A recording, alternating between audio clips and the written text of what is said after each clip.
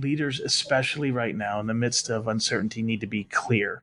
And I'm going to come back in a second and say a little bit more about what that means. But the other four, leaders need to be flexible. Leaders need to be transparent. They need to be with their people, and their people need to know that they're with them. And then finally, leaders need to be steady. And to bring those five things into great uncertainty is to really help to steady the ship. But any one of those is missing, and you're going to have some challenges when you're dealing with a lot of uncertainty. Welcome to the HR L&D Podcast with your host, Nick Day, CEO and founder of JGA Recruitment, specialist HR recruiters.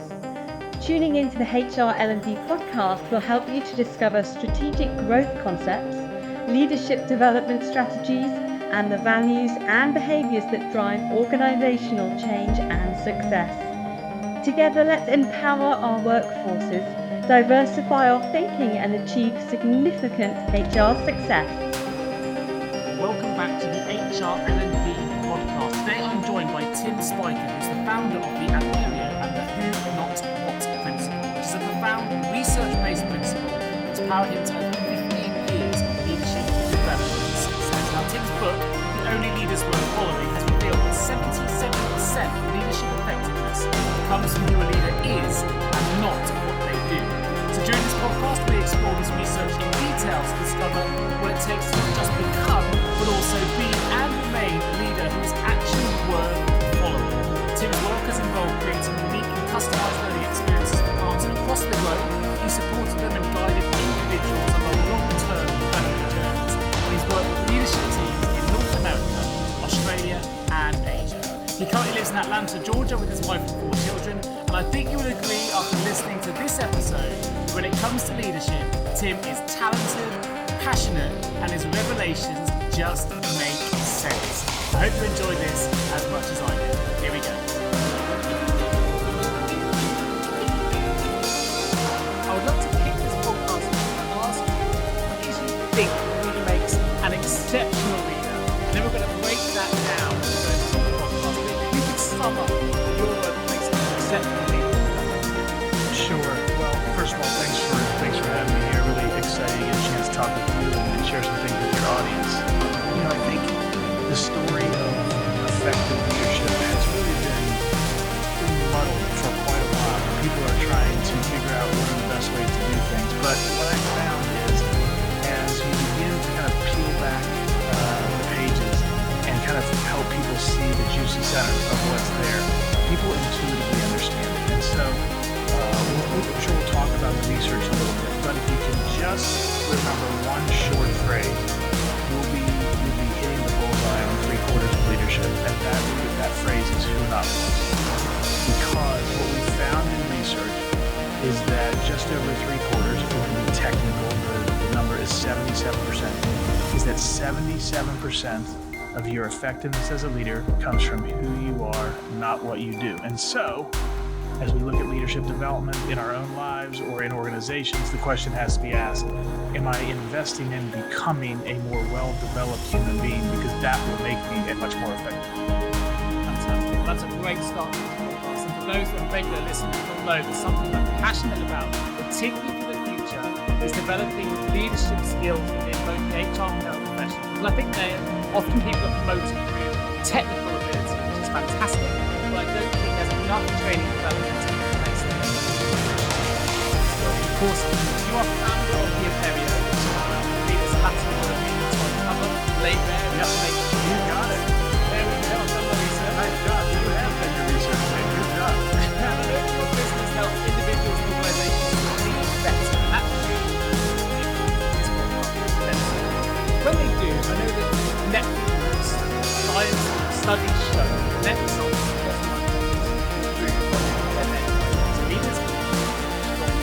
So how does your organisation help these organisations to really understand leadership, find those hidden truths within leadership, and what can you do, what your organisation can do to help leaders to become better? Well, the first thing that we do is we help them understand the research behind the numbers that we were just talking about. It sounds like maybe a couple of people got into a room one day and said, oh, I think it's about 3/4. Who you are is about 3/4. That's not the case. There's there's research behind that we can talk about in detail. And so our first goal is to help people understand that as we go down this road, it is backed up by science. It's backed up by numbers. It's backed up by calculations. But ultimately, when people talk about leadership and they talk about their experiences, they don't tend to talk about numbers. They've all got some really good or some really bad stories. And so, at that point, once we begin to kind of integrate both the research and our anecdotal experiences, we have to help them go into, well, when you say who, what does that mean? Because that can mean a lot of different things. And so our job as an organization with the clients that we work with is to do a deep dive and help them understand exactly what who is and how we can actually grow and develop in that, even in our later years as leaders in organizations. Yeah, that makes sense. And obviously, it's yourself that came up with the who, not what principle. Would that be correct? Yeah, that would be correct. Of course, there were research partners that are involved along the way. But when the light bulb came on, that one day when it did, that's when that kind of idea of who, not what sprang to life. So there was a moment, and we can talk about that. We can dive deeper in what do we mean by who, wherever you'd like to go next. Yeah, let's start. Let's take it back a little bit. Let's tell listen a little bit then about your background, Tim, and how you came to come about the who, not what principle, and what's driven that. Because I know you've got a lot of things that listeners can really take away from this, and there's some things that people can apply right away. And I'd love to get to that a little bit later, because people love steps they can come away from this podcast and immediately implement. But to give it some context, tell us a little bit then about your background and how you came about to discover this who, not what principle. So one of the things that people I get to work with are a little bit surprised about somebody who works in the leadership space is what my background actually is. And from an educational standpoint, I am an electrical engineer. That's not normal for people that end up in the development and leadership development space. But what I share with people is that the world is a safer place because I am not a practicing engineer. Yeah, and it's absolutely true. But that engineering comes into play in terms of how do we look at something that feels maybe as squishy and as complex as who a person is. And so that structured problem solving has really come into play with this work, where you take that engineering perspective, but use it to apply and understand a principle like who, not what. So how it all began is I was working for a boutique consultancy and working in their leadership development practice. And we would bring leaders up to the west side of Pikes Peak, which is in Colorado here in the United States. And for a week at a time, we would put them through a series of assessments and evaluations and experiences.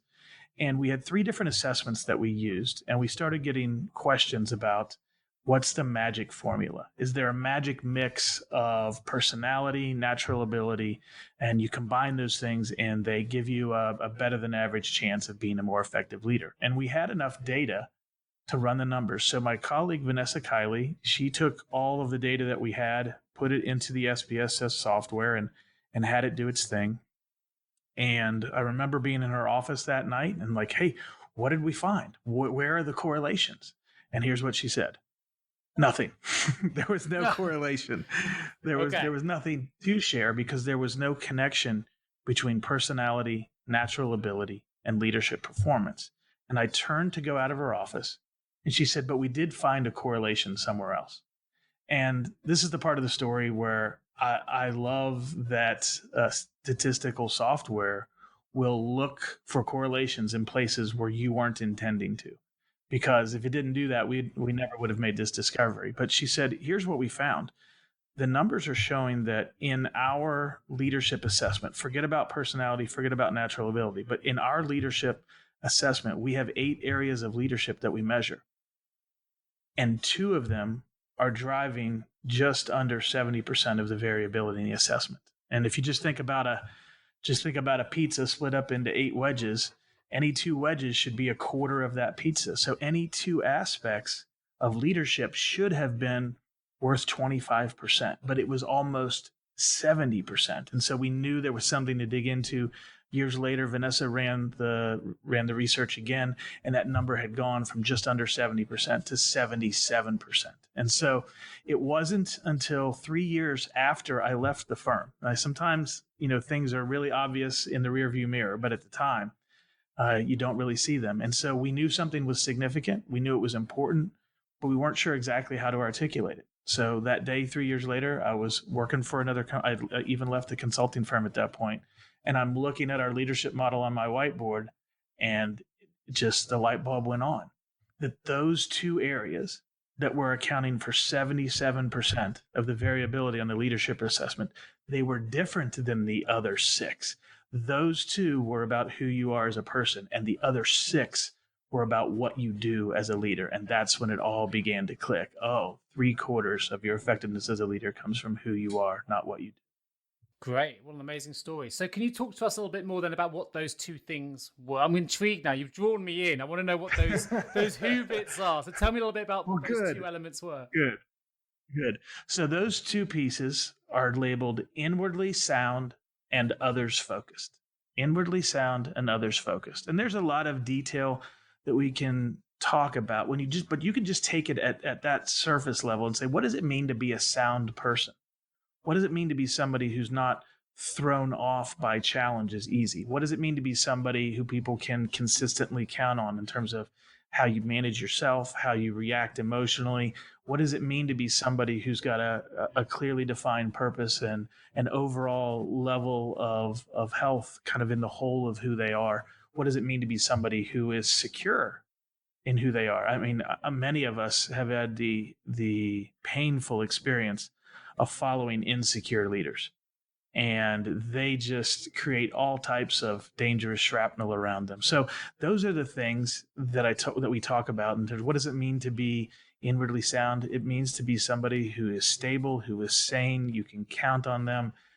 Think about a rock that you can build something solid on. Others focused gets into the idea that while the leader might be grounded, but why is she or why is he showing up at work every day? Are they showing up to satisfy their own ego? Are they showing up just to get the next promotion or feed their own bank account? Or are they showing up to lead for the sake of the people that they're leading, for the sake of others? And when we dig into the realities around that, you find ideas like being attentive to others, being curious, empathic, humble, emotionally mature, and a Greek word, agapon, which is this perpetual state of regard for others regardless of how they behave, which doesn't mean there aren't consequences. It just means I commit to treating other people well regardless of whether or not they deserve it. And so you put those things into a bucket. That's what we talk about when we mean others focused. And it turns out that when we follow inwardly sound and others focused leaders, we are following somebody that we have a deep level of trust. They are trustworthy. When people are trustworthy, the connection point to engagement ultimately drives performance and results. So that's something that we call the arc of leadership. You go from being inwardly sound and others focused to being more trustworthy, to having more engaged followers, to producing better results. And that's why the who, not what principle exists. I'm now intrigued to know if great leaders need to be inwardly sound and others focused. Can you tell me if that's something that I can learn? Is that something that's inherent, or can I become more inwardly sound and others focused? Yes. So this is probably the number one question we get. So we don't get a lot of people who push back on the research because so many people have the anecdotal stories that match exactly up with it. But this is the question. If I'm upper level manager and I'm 45 years old, or I'm 55 years old, or I'm a senior executive, or can I grow and develop? I mean, didn't all that get settled out when I was 28?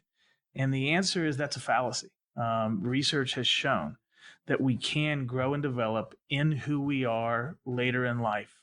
There's been some mistaken understanding as people have looked at research around the formative years, and they drew a conclusion that wasn't there. Yes, the formative years provide great opportunity, but it doesn't taper off to nothing by the time you hit 30. And so it is possible to dig in. Now, I will say this as a caveat. You can grow and develop in who you are in these places, inwardly sound and others focused. You can do that later on in life, but the question is, will you or won't you? Because it's hard work. Sure. It's And a not lot easy. of people are going to be resistant to change, right? And most people, let's be honest, when we self-reflect, it's hard to admit to ourselves that we could be better. We like to think of ourselves as already giving 100%. So how could I possibly be a better leader? I'm doing everything I can. So if you're a leader listening to this podcast right now, whether you're an HR leader, you're a payroll manager, you're leading sometimes huge teams of dozens and dozens of people, and you're suddenly listening to this and a little light bulb has gone off and you're going, you know what, I want to be a better leader, but I don't want to admit that to the 80 people I'm managing because that's going to show potential weakness. Maybe that's a good or bad thing, but I do want to get better, but I'm so busy I don't have time to change, or whatever the objection might be. How can I take this on? I agree with it. I can totally believe the logic, because I think trust is absolutely critical to any successful leadership role. And if that's the foundation of it, that makes sense to me as a podcast host. Hopefully it does to listeners as well. But how can I then become more inwardly sound and more others focused while still not, I guess, risking the day-to-day management role that I already have? Does that make sense? Yeah, sure. Well, I would say two things to that. First, I would say start small. And second, and I'll explain that in a second. And second, I would say find some people that you can be transparent with. Maybe you don't feel like you can be transparent with the folks that you work with day to day, but are there other people? I mean, you've got peers that don't work in your organization. Imagine if 4 of you, we tend to work, even when we work with executive teams, we split them into groups of 4. Imagine you found 3 friends and you said, hey, we all want to be the best leaders we can be. Can we create a space of psychological safety? Some of your listeners may have heard that term before. Can we create a space where we can be transparent, where I can say, you know what, I looked in the mirror at this part of who I am, and it wasn't the prettiest thing that I saw. If I can be, to find a few people that you can travel with who will not just tell you the cheery news all the time, but who also care about you, frankly. I mean, it's great to find people who you can be transparent with. And if that can't happen within the place where you work, well, then go find them outside of work. So we really encourage traveling buddies, if I could put it that way. We talk about this development being a journey. But I said I would explain the start small comment. Some of this work is extremely hard, but it's also not always really complicated. Sometimes it can be simple and hard at the same time. And I'll give you an example. We work with executives, middle managers, and frontline leaders around the idea of being curious being a part of what does it mean to be others focused.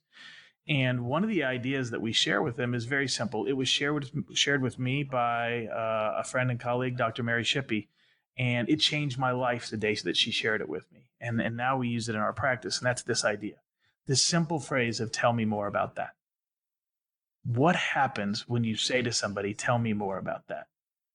I would say in 95% of my experiences, when I've said, tell me more about that, I've learned something that I didn't know. Now, it might not be 180 degrees from what I was guessing the answer might be. It might be just 5 degrees off, but it allows me to understand that person, understand their ideas, understand their perspective, understand their background. It allows me to understand people better. And there's 2 things that happen for us as leaders. Number 1, now we have better information by which to make decisions. Number 2, when we take interest in others, guess what it does to the relationship? It makes the relationship better, which then feeds the freer flow of information in organizations and a lot less of that really inefficient stuff that comes in whenever relationships aren't healthy. So that's just a small example of how somebody could start small, get some folks around you where you can have some open conversation. And if the 4 of you just said, hey, in the next 90 days, we each commit to using the phrase, tell me more about that 100 times. And then, you're checking in with each other weekly, maybe via email, or maybe you hop on a Zoom call once a month and you catch up. Then you help each other stay with it. And you would be amazed at what happens with a simple act of saying, I'm going to use the phrase, tell me more about that. No, I have actually loved that principle. And I'll tell you why. There's a reason I can use it in my own day-to-day. So I'm a recruitment consultant and owner as well as a podcast host, right? And one thing I teach my consultants, the truth to getting to good interviews isn't just asking what we would call tertiary questions. You need to ask 4 levels of question, which is kind of the same principle. You'd ask one question, then you kind of ask the question, so tell me more about that. Tell me more about that. And you keep going until you get to the grains and the granular level of detail that you really want, because that's where you find the truths. And people have so many pre-prepared answers, particularly interviews, that when you keep pushing them, that's when you start to see the real personality and the real truth of an achievement or lack of, depending which way you're going. But I love that because it's something we call it sort of 4 tiers of questioning. But yeah, it's the same principle of continually saying, well, tell me more about that. Tell me more about that. And how did you achieve it? And how did you do that? So yeah, I can totally understand how that can work. And if you're using that for your own personality and your own traits, I can imagine that being incredibly powerful. Yeah, it is. It is. So tell the listeners something that they can do then. Bring it back a little bit. So I know that, so we're going to talk a little bit more about the inwardly sound, outwardly others focus principle a bit later on. So I would like to know, bring it back to the who, not what principle just for a moment. I know that there are some elements that listeners can do straight away to apply. So if you're listening to this now and you've got the first action already is to get a small group, work on the tell me more about that principle, which is great. That's the first takeaway. As a second takeaway, what can listeners do to immediately start applying the who, not what principle? So do you want to go into something on the inwardly sound side or the others focus side? Well, I didn't know there were 2 sides, so I will let you lead the journey. All right, let's go with something on the inwardly sound side because curious lands on the others focus. So we've covered one of those already. So let's take a look at the idea of being self-aware. Now, Tasha Eurich her research has suggested that 10 to 15% of leaders are actually self-aware, which should scare the garbage out of all of us. Because what happens, especially as you ascend in organizations, there's a lot more risk for people to tell you the truth about you. Because as you ascend in an organization, you have more and more power.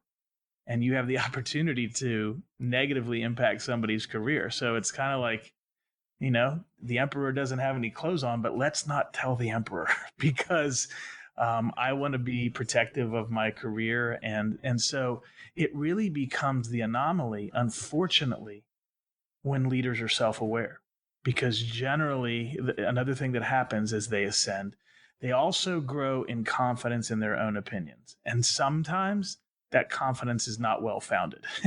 And so there we are. Well, of course, I'm the senior executive VP of blah, blah, blah, blah, blah, blah, blah. Well, of course I know what I'm talking about, except you're really disconnected from the people that you're leading because you're the senior executive VP of blah, blah, blah.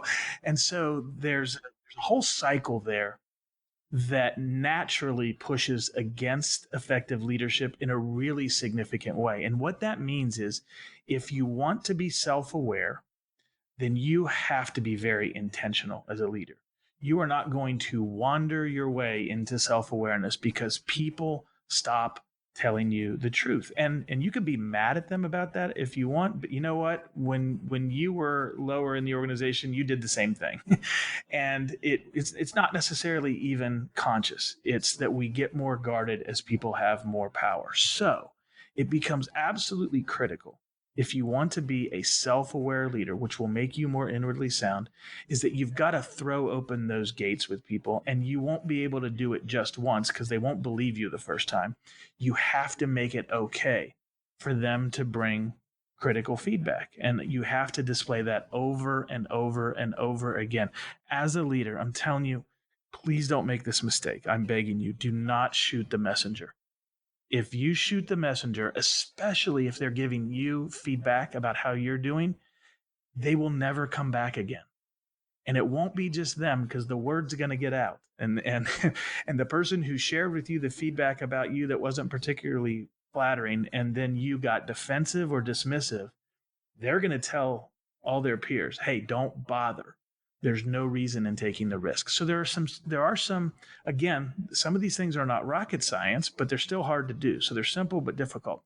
A way to move into greater self-awareness is to go to people, and again, this might take more than once because you're warming them up. If you've never done this before, they're going to wonder what's the angle, what's about to happen. But if you went to even just 3 people who are around you, and they don't even have to be direct reports. You could even go to a family member. I've challenged some people, what if you were to involve a spouse in this exercise that I'm about to tell you about? And it gets real then. But here's the question. It's just two very simple questions. What is it that I'm currently doing that needs to stop, needs to change, or could be better? What is it that I'm currently doing that needs to stop, needs to change, or could be better? The other question is, what am I currently doing that I need to continue to do that's working really well? And you give those questions to people in advance. Don't surprise them with them because you want them to have time to think about it. You don't want the knee-jerk answer. You want a well-considered answer. And you say, hey, I am trying to become the best leader I can be. Part of that is being inwardly sound, and part of that is being self-aware. So I'm asking for your help. I'm asking you to help me be self-aware. So would you answer these questions? And then can we sit down at lunch and talk about it? And then you have 3, 4, 5 of those conversations, and just make that a part of your life where every 6 months, and don't necessarily have to poll the same people, but you create it as a norm that people can, to the best of their ability, tell you the truth about you. Now you have to listen. If they give you good feedback and you ignore it, you're going to create a problem for yourself. But the first step in being able to do anything about it is to understand what is actually going on. And none of us can do that if we're only in our own head all the time. So self-awareness is really critical to be inwardly sound. And one of the simple ways you can do that is just ask those two simple questions of people around you, and then just have a knee-to-knee, eyeball-to-eyeball conversation about it. Do not be defensive. Do not be dismissive. Those will kill any future feedback. I think that is really, really powerful stuff. I generally believe anyone listening to this, if they are like I am right now listening to your response, it's hard not to start imagining circumstances where you could use those two questions. Certainly, I know we don't. I'm very happy asking the second question to my wife. What do you want me to do more of? I think that's fine. I'm doing well. It's the first question that frightens me. But you're right, because there will be things.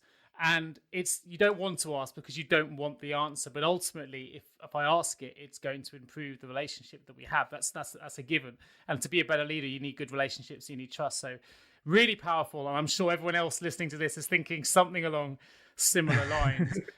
Well, that second question is really important, Nick. If I could jump in, sure, just please. Some people want to talk about the improvement question, but they want to skip past the what do I need to keep doing. And I just want you to imagine like a pie chart that's 100%.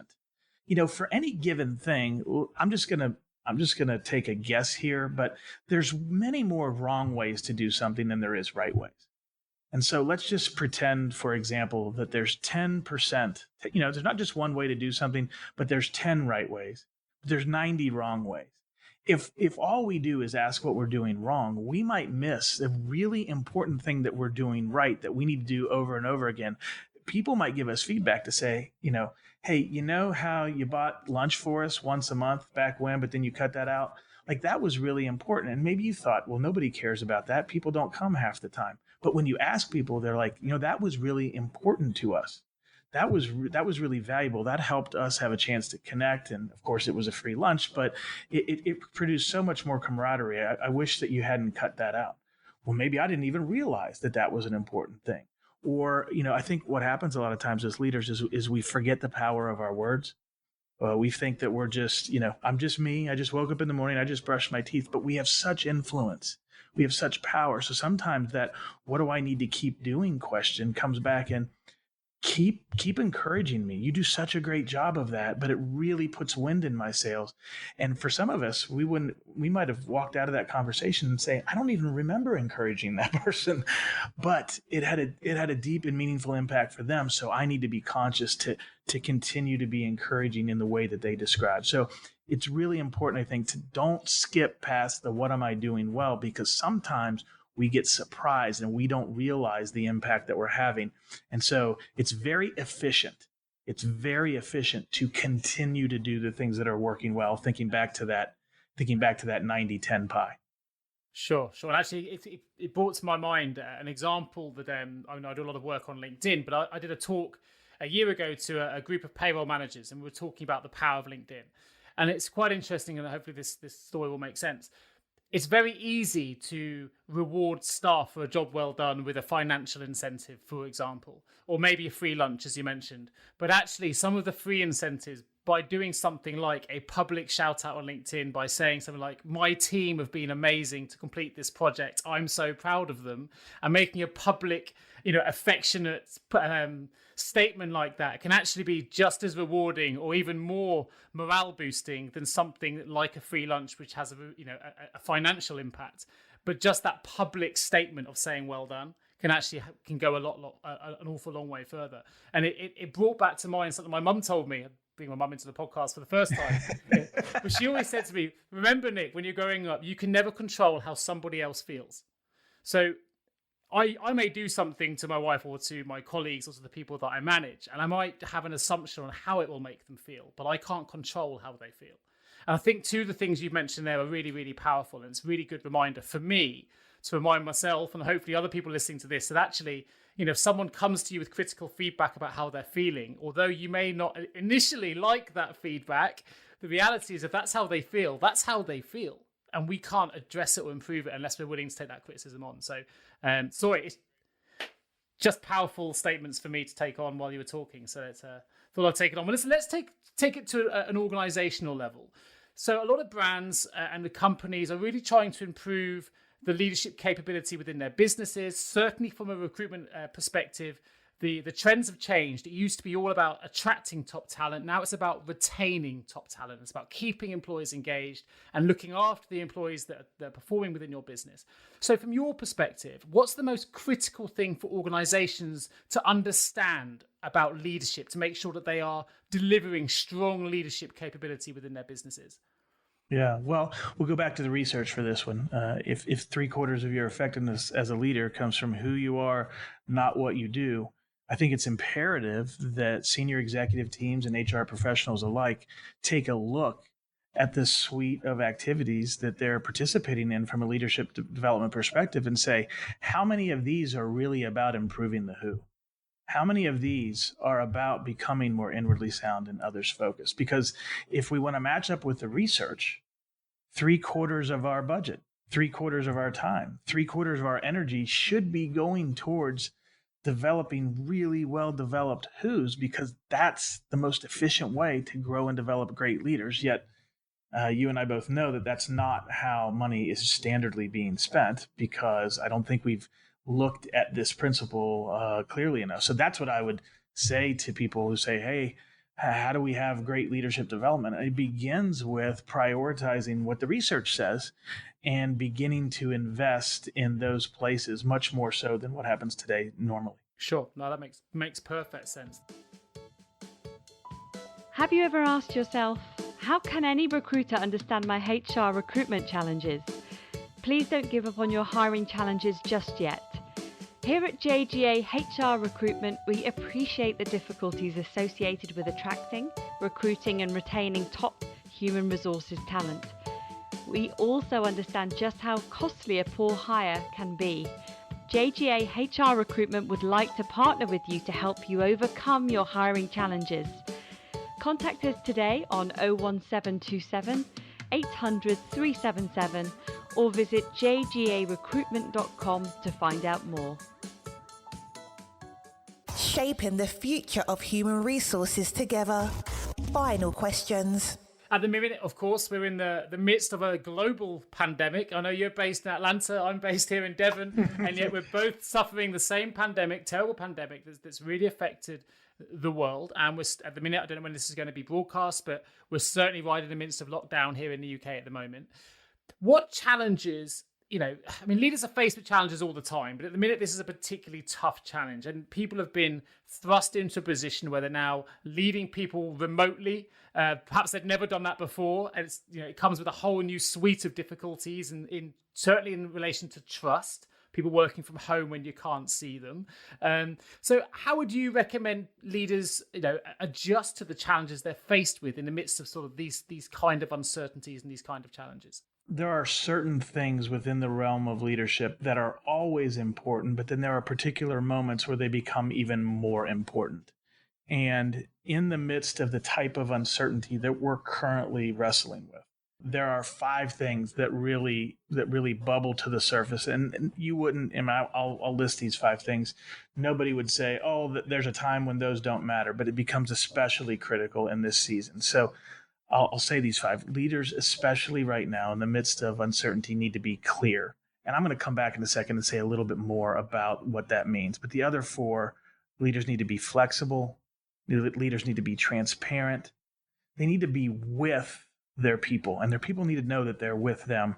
And then finally, leaders need to be steady. And to bring those 5 things into great uncertainty is to really help to steady the ship. But any one of those is missing, and you're going to have some challenges when you're dealing with a lot of uncertainty. So can I say a few things more about the clear part? Yeah, please do. Okay. So maybe you wouldn't choose the word clear. Maybe you would say decisive. Maybe you would say definitive. But there's a great teaching on this by an author named Andy Stanley, and he solved a problem for me a long time ago, because my thought was, I want to have integrity as a leader, but I don't know what's going to happen. So how do I lead people and have integrity when I can neither predict nor control the future? And certainly we're in a moment like that right now. And Andy said this. Andy separated. He said, you've got to separate the ideas of clarity and certainty. And then he went on to say, you can't control or predict what's going to happen, but you can be very clear about what you and your organization are going to do. And when you're clear about this is where we're heading, and you not only share what we're doing, but you share, getting into some of Simon Sinek's work, you share why you're doing it. Say, this is where we're headed. This is why we're going there. And now you give people a confident path to go on, even as you're saying, I don't know what's going to happen out there, but I know what we are going to do in here. This is what we're going to do. This is why and how we're going to do it. Now let's go. And now it's like unfreezing people. We're no longer paralyzed. We can go ahead and take steps forward, not because you can provide certainty, because you can't. And if you tell your people that you can provide certainty when you can't, you're lying to them. And that over time, that's going to break down trust. So don't pretend that you can provide that, but you can provide clarity. And then let's link that back for just a second to the who, not what principle that we were talking about a second ago. What is it? What enables a leader to be clear in the midst of uncertainty? Well, the first one I would say is you got to be courageous. You got to be courageous because you're making a choice. And yes, you might be wrong, but you have to have the courage to move forward rather than be paralyzed. So courageousness, you're not going to read a book about how to put courageousness together. That is a deep part of who we are as people. So it falls under the who category. There's also another piece in Inwardly Sound where we talk about what does it mean. We talked about insecurity just briefly earlier. If I am a secure and settled leader, that feeds into confidence. When I can say to myself, I'm okay, and come what may, I'm okay, to quote a friend of mine, John Ott, that brings confidence. And so now I'm showing up with courageousness and I'm showing up with confidence. And I apologize that all these things start with C. That was not my intention. That was not part of it. But that's just to paint a picture for people to understand ultimately, how do these things connect together? You can see if I'm courageous and I have confidence that comes out of being secure and settled, now I can be clear. Now that gets us into, once I'm being clear, now we're talking about how to communicate effectively. Now we're into the what of leadership, and you can see how who connects to what to make something work really well. And in this case, we're talking specifically in the midst of kind of difficult circumstances where things are really up in the air. So that's an example of one thing that we really need to be in times like this, which is clear, and how who you are can make that work better. No, I think you've articulated that brilliantly. And to use another C, you've made that crystal clear. There you go, for all of us listening. Now, Interestingly, though, you referenced 2 or 3 people there that have helped you on your journey. And earlier in the podcast, you referenced a few more right from the beginnings of your developmental journey. And you have, of course, the reason I referenced those is you recently released a book, which you've titled The Only Leaders Worth Following. Obviously, you have those leaders in your own mind that you follow and you've been referencing during the course of this podcast. So out of all the leaders that are out there, how do those listening to this podcast choose the leaders that they should be following? How do you know if a leader's even worth following? Is there an algorithm, for example, we can use to dictate that? Well, let's just start by saying it's difficult. So, I don't want to put lipstick on a pig here and just pretend that it's something else. It's challenging, but it becomes more challenging. This is going to sound strange. It becomes more challenging the more you focus on the things that matter. And what I mean by that is kind of coming back to this idea of 3/4 of a leader's effectiveness being about who they are. The question is, how do I know who they are? Because frankly, a 45-minute conversation, it's difficult to get to know who somebody really is. But one of the things that I realized in the midst of writing this book is that I'm really passionate about followers, not just about leaders. And that's because I've been one. And everybody, all of us have been followers, and we understand the power that leaders have to make our lives really good or really bad. And so part of the reason the title of the book ended up being The Only Leaders Worth Following is because we wanted to do just that. We wanted to not only help leaders excel, but we wanted to help people who had the question you just asked. How do I know who to pick? Well, I want to give you a list of traits to look for. And admittedly, it's difficult to do when you're coming into an organization from the outside. But I personally think that it's very mature and completely within bounds in the midst of an interview. As somebody is interviewing you, I really want to encourage your listeners, interview the organization, interview the leader, interview them as well. They're going to have an enormous impact on your life. You want to do the very best you can to understand. And if you were to ask an employer, hey, could I have a conversation with a couple of folks who currently work for you? Because I want to understand what it's going to be like to be here to see if I'm a good fit for this. I know that that's a little bit bold. I know that's a little bit out there. And most people would say, well, I'm trying to get the job. Well, yeah, you are trying to get the job, but do you want your life to be hell or do you want it to be good? And I think to take a little more proactivity in that interviewing process, to take a little more investigation and to be looking for those who elements, not just the skills or accomplishments of leaders. I love this because you're doing my job for me. You're preaching to the converted. As a recruiter, you're absolutely right. It's every interview, though, right, is a two-way process. It's not about one way. I had a call. I won't reference who they were, but it was literally earlier today, if they're listening, with an individual who has a great brand. And I said, one of the issues you probably had, that they're struggling with a little bit of attrition problem at the minute. And I said, I think one of the problems you've had is every time someone interviews, you sell the best, the brilliant things about your brand. And there are so many brilliant things about the brand. But what you're not telling them is actually what the day-to-day business is like, which is very manual. It's you've got a lot of very challenging stakeholders. You're probably not as ahead of the curve in terms of tech as other businesses are, which means you're doing more of the mundane tasks than you probably want to be doing.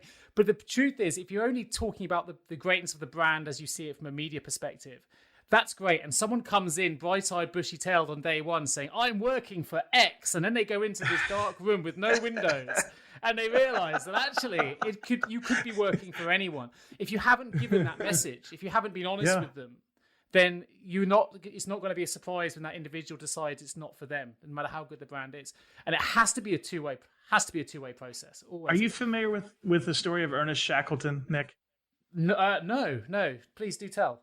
It relates to this. So Shackleton was an explorer, and around the beginning of the 1900s, he was trying to make his way to the South Pole.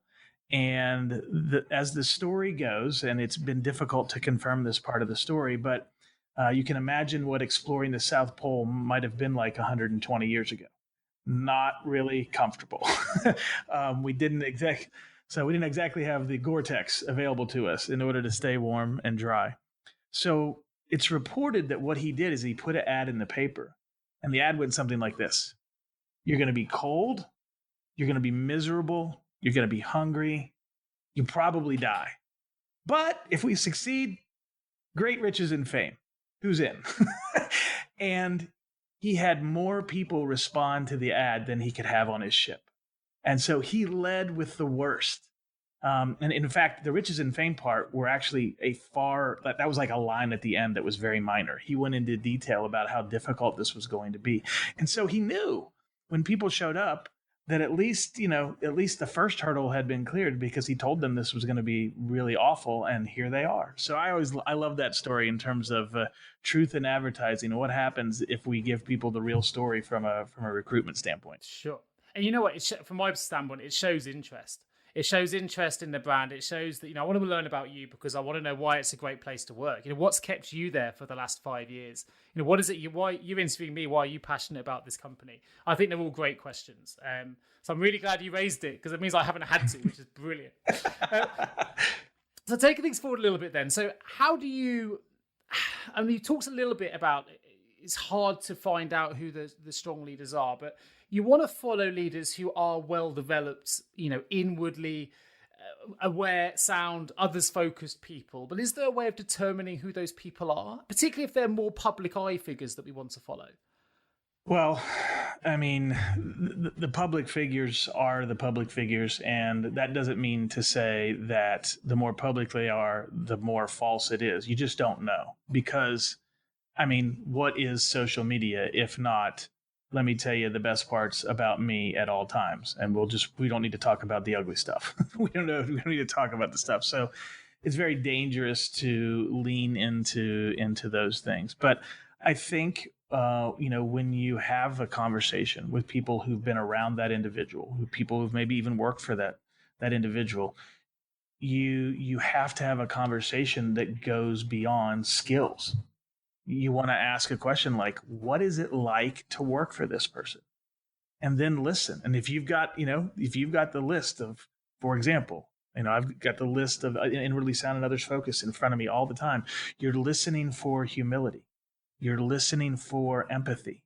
You're listening for emotional maturity. You're listening for somebody who is secure. And so, a question to get into the security point would be to say, hey, when as you're working for Mary, how does she respond when somebody who works for her challenges her ideas?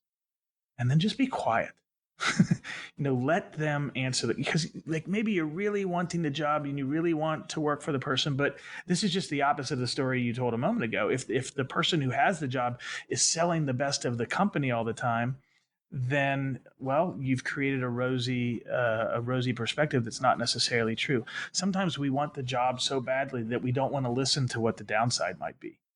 And we really have to discipline ourselves to be eyes wide open and say, you know what, every place is flawed. Every leader is flawed. We're not looking for perfection, but I am looking for the real story. And so, when they answer the question, well, here's what happens when Mary gets challenged. And then, what the next statement you can make is, tell me more about that. And you can begin to dig in around these things that are more about who this person is. So ask who-based questions. You certainly can't go off of things that you read in the newspaper or in social media, and be willing to ask some follow-ups that maybe you wouldn't normally ask if you were just it's that inner discipline is, I want the job, I need the job, but leaders affect the quality of our lives. I think that's one of the points. It's not just the bottom line. They affect that, but they also determine. If you've worked for a horrible leader, you've been through this, you went home, and your family and friends, they got to deal with the fact that you were working for a horrible leader, because every day you had to figure out how you were going to survive the next day. Keep that in mind and then be disciplined to do your research. It's a great point, because, I'm into the stats as well, but albeit from a recruitment perspective. But the number one reason, it's certainly in the payroll HR spaces that I specialize, the number one reason that employees want to change position isn't due to money.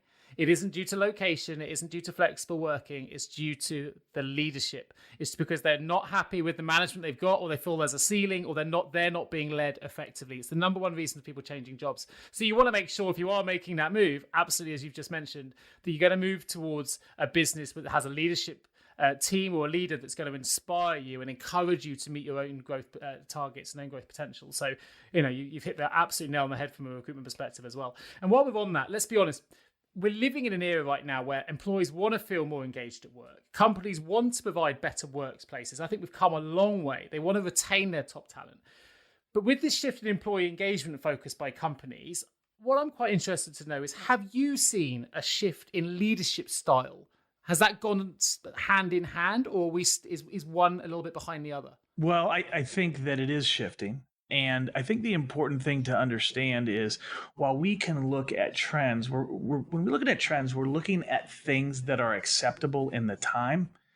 When we're looking at principles, we're looking at things that were always true. And I think it's important to understand the difference. So I do think the trend of the times is to consider engagement more, and how do we engage people. And if we were to go back, 50, 60 years, that would have not been in vogue. But here's the thing. If we were to go back in time 50 years, do we really think that I wanted to work for a leader that was not going to engage me? When we look at statistics around the baby boom and things like that, leaders didn't necessarily have to be as accommodating to the people they were leading, because if you didn't like it, just move on. There's somebody else who wants your job. And there are a number of things that come into effect, not just the demographic numbers of supply and demand, but also what's going on culturally, what's going on around the globe with regard to movement in a particular direction. Certainly, we're in this season right now where the issue of race has become much more prevalent for so many people. And as you see those things that become more apparent in a given time, just keep in mind that the principles of leadership don't shift. So I think there is a shift that's going on kind of publicly at the surface level, but didn't we always want to follow leaders who engaged us, whether the culture was moving that direction or not? Didn't I always want to follow a leader who was inwardly sound and others focused, whether that was what was currently the trend? So the trend does influence things, but there are some principles that stay the same. I guess we're getting to the end of the podcast now, but there's a question that I want to ask, and you may not even agree with my initial statement, but ultimately I think that people get paid to solve problems, whatever those problems might be, whether you work in human resources, whether you work in payroll, whether you work in recruitment, or whatever it might be. People get paid to solve problems, which is why, as recruiters, I'm finding, particularly in the markets that I specialize, that it's the leaders who have the most, or built the most transferable skill sets that they're able to take along with them in their career journeys. They seem to be the ones that ultimately get to the top of their professions.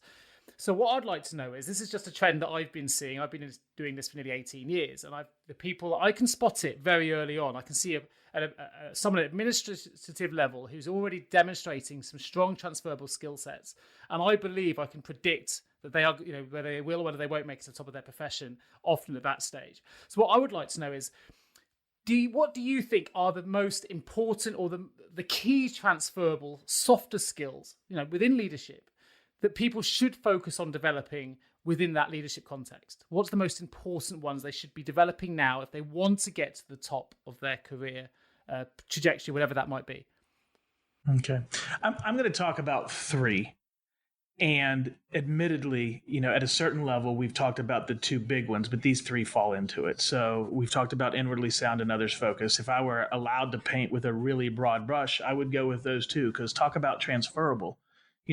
Do you take who you are to the next opportunity? Every time is the answer. And so if you have become a deeply inwardly sound and a deeply others focused person, then that's the person that person transfers right to the next leadership opportunity. But if I were to be a little more specific, I'll zero in on some places within those areas. So the first one I'm going to talk about is empathy. It's a little more in vogue right now, especially with what we going on. We mentioned the racial tensions that are going on. I've been pleased and surprised, frankly, to hear people talk about the necessity of empathy. And empathy didn't become something valuable in the last month. It's always been valuable, but right now people are seeing the greater need for it. But it will always serve you as a leader if you are willing to do the emotional work to connect with the reality of the people you're leading. It will pay off every time, so long as it's genuine. You can't do it to be manipulative, because that's not real empathy. But if you really want to connect with the reality, because frankly, when you're in the leader's chair, your reality is a little bit different than the people that you're leading. And it's important to keep that in mind. So to be an empathic leader would be something that I would say put very high on the top of your list. The next thing I would say actually is a characteristic that has a foot in both worlds of inwardly sound and others focused, and that is emotionally mature. If you can understand yourself emotionally and manage yourself emotionally, and then begin to apply understanding and responding to the emotions of others to adapt to that well. If you're an emotionally mature leader, you can navigate many things. One of the things that we talk about with our clients often is, I know that you see yourself as the strategic leader of the organization, and you are, but you've got to understand you're also the emotional leader of the organization. And in order to lead well, you've got to be emotionally mature, not just with regard to others, but with regard to yourself. So I would say the work that goes into becoming emotionally mature is really critical. And then ultimately dropping down into a piece of inwardly sound, I would talk about something we've mentioned a couple times, but not in depth here, is the idea of becoming a secure person. Insecurity is insidious in terms of its ability to absolutely torpedo good leadership. And so there's a few different ways to go about that. It's not easy. All the things I'm talking about here are long haul. I can't give you a pill or a magic bean that's going to make you any of these things overnight. But in terms of pursuing security and pursuing settledness, it has to do with working our perspectives. There are great things in the space of mindfulness that have a deep impact on our ability to be secure and settled leaders. And by the way, also impacts your ability to be emotionally mature. So mindfulness, there's great mindfulness practices that will help us be people who can say, and kind of repeating it here from earlier, I'm okay, and come what may, I'm okay. So there are a lot of things that can go into being a great leader, and the broad brush is inwardly sound and others focused. But if you want me to dive a little deeper and pick three, I would say empathic, emotionally mature, and secure and settled. Fantastic. I've been as much as an avid listener today as I have been a podcast host. So listen, we've come full circle, which I'm really delighted about. Of course, if anyone listening to this wants to find out more, I will be putting links in the episode notes to your book, which is called the title, The Only Leaders Worth Following. And of course, there'll be a link to your website, theaperio.com. I'll put that in the episode notes as well, particularly for those interested in finding out more about Tim, but also the who, not what principle. It's a great website. There's loads of links. You can find out a lot more information about Tim's work there as well. But I wanted to say a huge thank you, Tim. It's been a fascinating podcast. I've learned a lot myself. I definitely need to be more aware of my own leadership skills. I think I probably need to be a little bit more inwardly sound and others focused. I'd like to think I already am, but I think we can always take an additional step. And it's, you know what, it's been a really good journey for me just listening to you for the last hour to take a step back, and whilst listening, reevaluating some of my own leadership practices. And if you've done that for other people listening to this today, then to help the people listening become better leaders themselves, then I think that's a great outcome for today. So thank you so much for joining me today on the Payroll Podcast. Well, thank you for the opportunity to be here. It is the passion of my vocation to get to talk about these ideas, because leadership makes such a big difference for people, both the bottom line, but the quality of life. So thank you for giving me the opportunity to talk about it. Absolute pleasure. And that wraps us up. So thanks ever so much for listening to us again. And I'll be joining you all again in a couple of weeks. Thank you so much for tuning in to the HR L&D podcast with your host, Nick Day, CEO of JGA Recruitment Specialist HR Recruiters. If you need any help with a current HR or L&D vacancy, then please get in touch with Nick and his team. All contact details can be found in the episode notes. In the meantime, to make sure you never miss a future episode, please subscribe to the show through any of your favorite podcast channels. Till next time.